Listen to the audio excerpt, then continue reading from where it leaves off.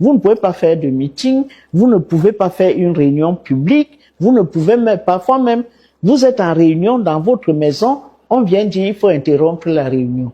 Alors, qu'est-ce qu'ils fabriquent maintenant? Ils disent qu'il y a un langage de haine. Je dis quelle haine? Moi, je n'ai pas vu un jour quelqu'un prendre la machette en disant « je vais trancher la tête d'un nordiste parce qu'il m'énerve ». Ils vivent tous là, à Nouvelle. Les uns à côté des autres. Il n'y a pas de haine. Mais simplement, il y a la résistance. Et la résistance commence par un discours. Parce que vous êtes violent contre le peuple et le peuple aussi réagit par la violence des paroles. Ça n'a rien à voir avec la haine. Donc, on ne peut pas commencer à dire que on va traquer les paroles de haine dans les télés, on appelle les animateurs des débats. C'est quoi? On a gelé la démocratie. C'est ça la réalité. Tout à fait. Après 92, on s'est dit plus jamais ça. C'est extraordinaire ce qui se passe au Cameroun.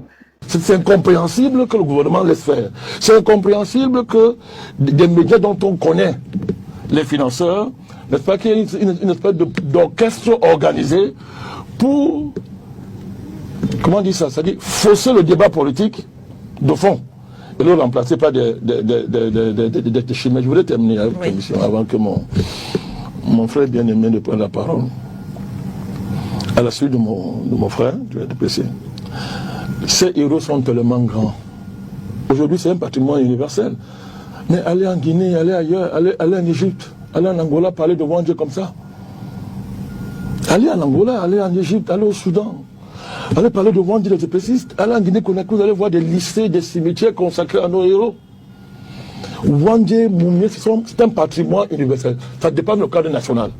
Dans l'histoire des révolutions mondiales, le combat épéciste est une référence mondiale. Tout à fait. Mondiale. L'ANC s'est référé à l'UPC. Mandela parle des héros nationaux camerounais. Parle. Allez partout, c'est connu. Vous pensez que ces deux Tintins dans les médias qui peuvent porter atteinte à l'honneur de Wandje, de Mounier, dans ce pays? Deux hommes politiques, pas deux Tintins. Deux hommes politiques, pas deux Tintins. Oui. Non, je vous rappelle, je vous rappelle. Non, il n'y a pas des hommes politiques. Oui. Vous ne pouvez pas dire ça. Même les vrais politiques, les hommes politiques de votre parti, ils ne peuvent pas le dire. Oui. Quand je dis bien Tintin, je sais de quoi je parle. Parce que vous les connaissez. Ceux qui parlent dans les médias là, quand vous les écoutez, c'est quand même faire du Tintin que de parler de quelqu'un, des gens dont on a refusé d'étudier leur histoire. Je vous dis que ces gens-là, vous allez jusqu'à Moscou, en Russie, allez parler de Wandje, de Mounier, dans ces termes-là, vous allez voir. Très bien. Oui. Donc vous voyez très bien que c'est organisé. C'est organisé à des dessins, comme j'ai dit, de conservation de pouvoir. Georges, disons... Il faut arrêter ça. Hein. Vous ne menacez personne. Non, c'est la sauvagerie. Non. Alors, professeur Ouenangini veut absolument reprendre la parole en 1 minute et on va lire ces nombreux messages des téléspectateurs. Merci, monsieur Aïssi. Vraiment, monsieur, vous n'êtes pas sérieux du tout. Ah bon? Pas du tout. Il n'est pas sérieux. On l'a même envoyé. Je vais vous expliquer pourquoi, monsieur, vous n'êtes pas sérieux. Je n'ai pas entendu, monsieur Mvoum, quand le MRC a fait un communiqué proprement scandaleux, qui est la source de tout le débat que vous voyez là, que certains médias, Info TV, Vision 4, LTM, CRTV sont des médias, B-News, sont des médias tribalistes. Pourquoi? Parce que le MRC n'apprécie pas la ligne éditoriale de ces médias par rapport à lui. Et il a décrété que comme ces médias ont une ligne éditoriale qui lui semble hostile, c'est parce que ces médias-là sont contre la communauté Bamileke. C'est extrêmement grave. Même les instances de régulation n'ont rien dit. Ça, c'est un discours de guerre civile. Ah bon? Bien sûr, monsieur Aïssi. C'est pas trop fort là? Ce n'est pas trop fort. Je sais de quoi je parle. Démontrez-le. Je vais vous le démontrer. Quand vous prenez l'origine des promoteurs connus, principaux de ces médias, qui est le promoteur de B-News? Qui est le promoteur d'Info TV? Qui est le promoteur de Vision 4? Qui est le promoteur de LTM? Qui est le promoteur de STV? La CRTV étant une chaîne d'État, une chaîne nationale. Qui est le DG? Attendez, maintenant prenez la structure donc de l'espace médiatico-télévisuel du Cameroun. Quand vous avez déjà traité ces médias qui ont un certain impact, des médias tribalistes, parce qu'ils ne partagent pas la ligne politique du MRC, et dire que ces médias sont donc comme une communauté. Quels sont les médias qui restent? Equinox et Canal 2. Vous voyez le jeu vicieux et pervers qu'on est en train de faire. Vous êtes vraiment dans la démonstration là. Oui, vous voyez le jeu vicieux qu'on est en train de faire.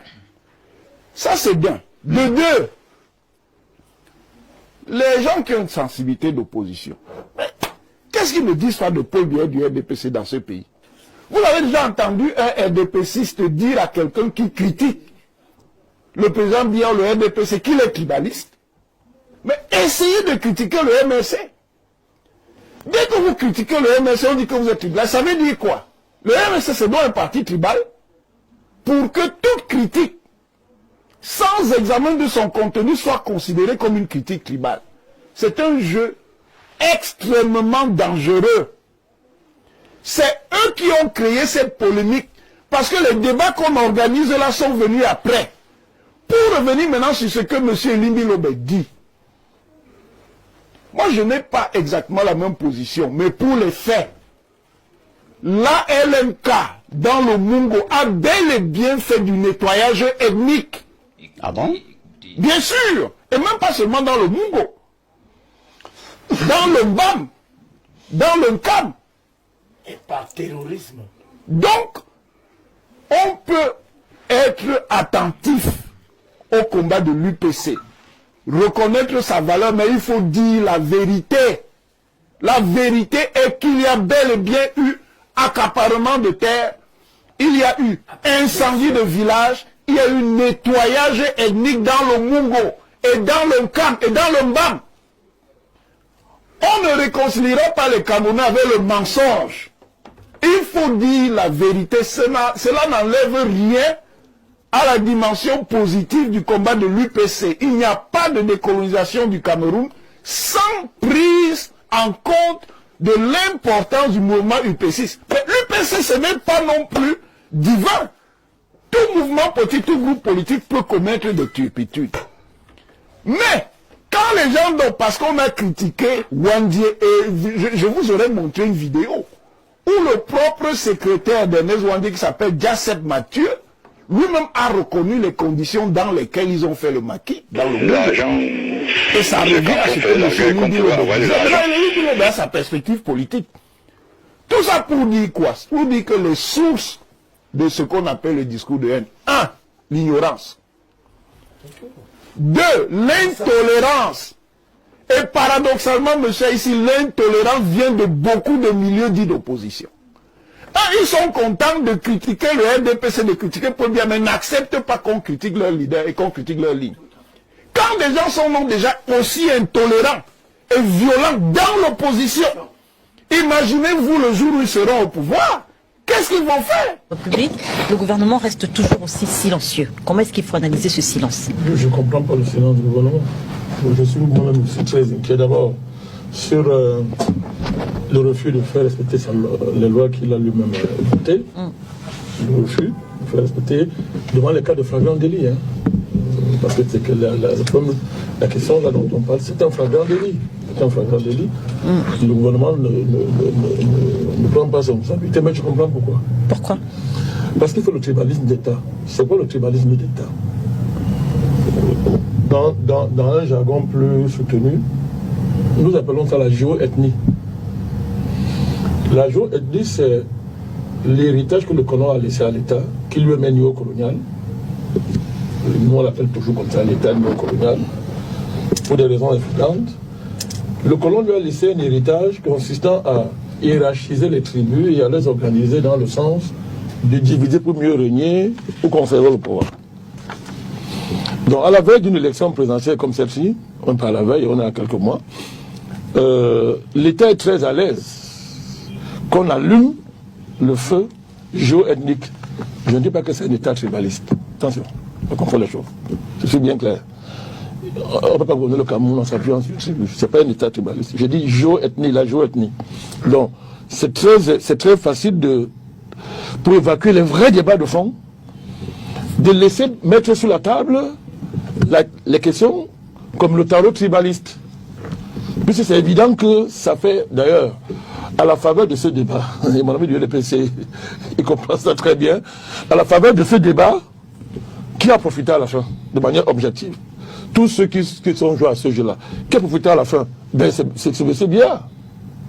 Objectivement, c'est lui qui en profite, puisqu'il apparaît à la fin comme le garant de l'unité nationale. C'est ça l'objectif. Et quand je parle de tribalisme d'État, des jeux ethniques, vous allez voir que les notions d'autochtones d'allogènes, dans les années 90, 93, de minorités, le fond, c'est quoi? C'est quoi le fond? À la fin, l'État, on nous dit, écoutez, à défaut de nous conserver, vous aurez le chaos. Donc pour éviter le chaos, il faut, regardez, le seul garant du chaos, c'est nous. Et maintenant, les mêmes gens qui sont derrière cette affaire, au niveau de l'État, eux-mêmes ont déjà anticipé la succession du président, qui est bon, ok, on est derrière lui jusqu'à la fin, mais en fait, c'est nous qui allons prendre le pouvoir. Vous ne voulez pas le chaos, n'est-ce pas? Faites avec nous. C'est l'instauration de la peur. On crée une peur pour justifier l'injustifiable. C'est de ça qu'il s'agit. C'est ça le silence de l'État.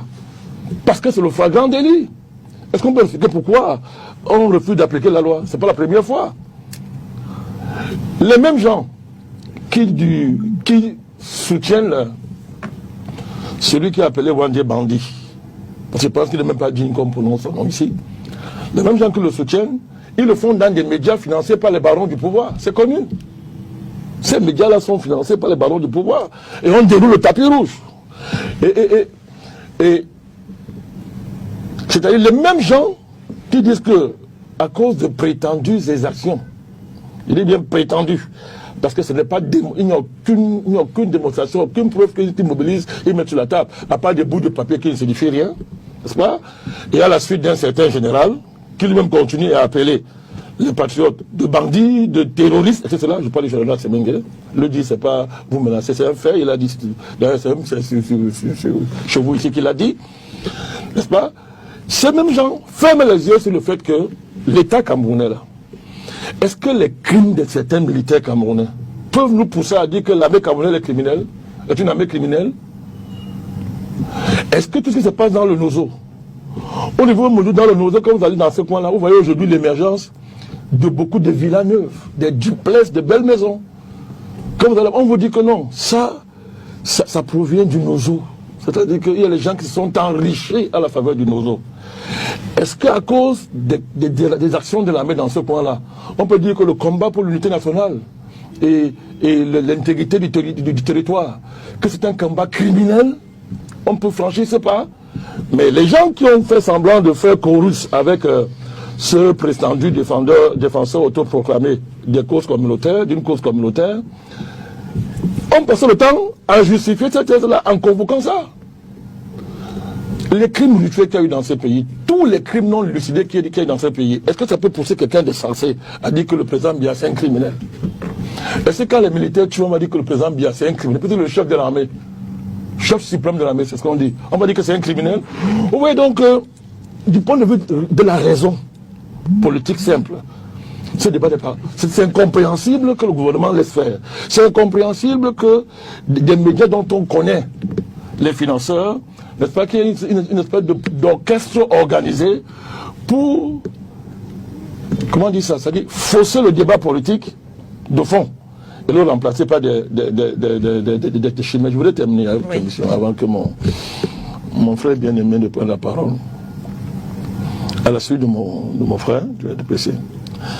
Ces héros sont tellement grands. Aujourd'hui, c'est un patrimoine universel. Mais aller en Guinée, aller ailleurs, aller en Égypte, aller en Angola, parler devant Dieu comme ça. Aller en Angola, aller en Égypte, aller au Soudan. Allez parler de Wandji, des épaissistes. Allez en Guinée-Conakry, vous allez voir des lycées, des cimetières consacrés à nos héros. Wandji, Mounié, c'est un patrimoine universel. Ça dépasse le cadre national. Dans l'histoire des révolutions mondiales, le combat upéciste est une référence mondiale. Tout à fait. Mondiale. L'ANC s'est référé à l'UPC. Mandela parle des héros nationaux camerounais. Parle. Allez partout, c'est connu. Vous pensez que ces deux Tintins dans les médias qui peuvent porter atteinte à l'honneur de Wandji, de Mounié, dans ce pays? Deux hommes politiques, pas Si- de Tintin. vous dites- Deux hommes politiques, pas de Tintin. Oui. Non, je vous peux rappelle, pas. je vous rappelle. Non, il n'y a je vous pas rappelle de, que j'ai pas des d'autres- hommes politiques. Oui. Vous ne pouvez pas dire ça. Même les vrais politiques, les hommes politiques de votre parti ne peuvent pas le dire. Oui. Quand je dis bien Tintin, je sais de quoi je parle. Parce que vous le connaissez. Non, bien sûr. Ce qui parle dans les médias là, quand vous les écoutez, c'est quand même faire du Tintin que de parler de quelqu'un, des gens dont on a refusé d'étudier leur histoire. Je vous dis que ces gens-là, vous allez jusqu'à Moscou, en Russie, allez parler de Wandji, de Mounié, dans ces termes-là, vous allez voir. Très bien. Oui, donc vous voyez très bien que c'est organisé à des dessins, comme j'ai dit, de conservation de pouvoir. Georges, disons